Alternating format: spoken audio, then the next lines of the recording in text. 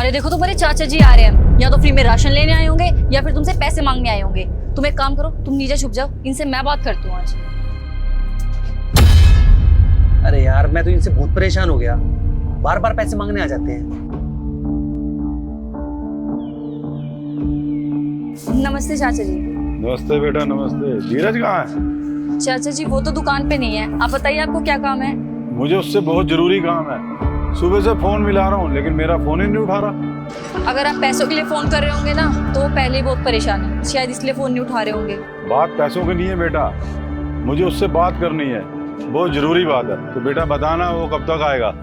चाचा जी मालूम नहीं, अभी तो वो कब तक आएंगे। आप एक काम करिए ना, आप घर पे चले जाइए, जब वो आए तब आप आ जाना वापस, या फिर आप मुझे बता दीजिए क्या बात है, मैं बात कर लूंगी उनसे। बेटा मेरे पास इतना टाइम नहीं है, मैं पहले घर जाऊँ फिर उससे मिलूँ। पहले तो कभी उसने ऐसा कुछ किया नहीं, पता नहीं अब क्यों कर रहा है।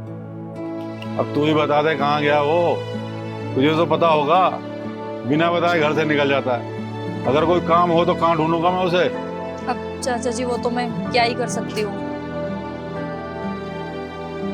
बेटा सुन, उसका तो कोई अता पता है नहीं कब मिलेगा वो। ये मैं तुम्हें पैसे दे रहा हूँ, उसे बोलना चाचा ने दिए। लो। लेकिन ये पैसे उन्हें क्यों देने हैं? बेटा मेरी फोन पे बात हुई थी उससे।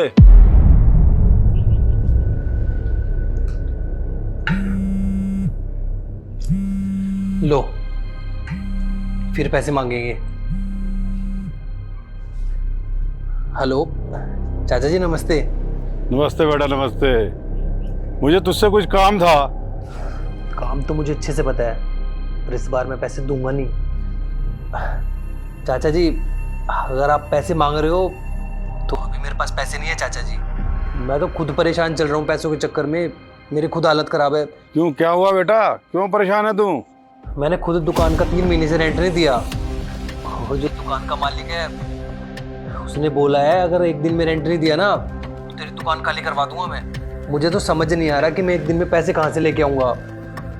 अगर मेरी दुकान बंद हो गई तो मैं घर कैसे चलाऊँगा? बड़ी दिक्कत में हूँ चाचा जी। अरे बेटा तू टेंशन मत ले, मैं कुछ करता हूँ, देखता हूँ। हाँ चाचा जी, हाँ आप ही मेरी मदद करिए।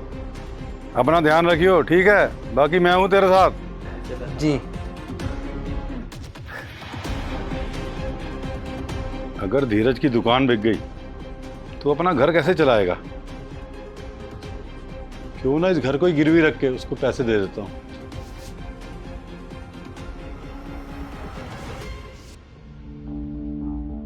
मुझे पता है बेटा, वो पैसे का इंतजाम करने के लिए इधर उधर घूम रहा है, मगर उसे ये नहीं पता उसके चाचा हमेशा उसके साथ है।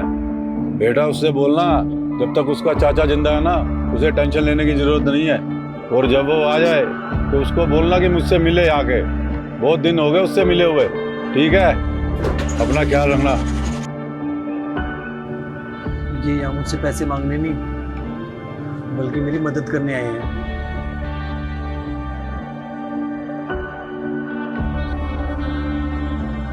ये लो, पैसे दे के गई हैं। तुमने बोला था कि तुम्हें पैसों की जरूरत है। अरे मैंने तो पैसे के लिए उनको इसलिए बोला था कि ताकि वो मुझसे उधार ना मांगे, लेकिन मुझे थोड़ी पता था कि वो मुझसे इतना प्यार करते हैं, वो मेरी ही मदद करने के लिए आ जाएंगे। लेकिन इतने सारे पैसे चाचा जी के पास आए कहाँ से?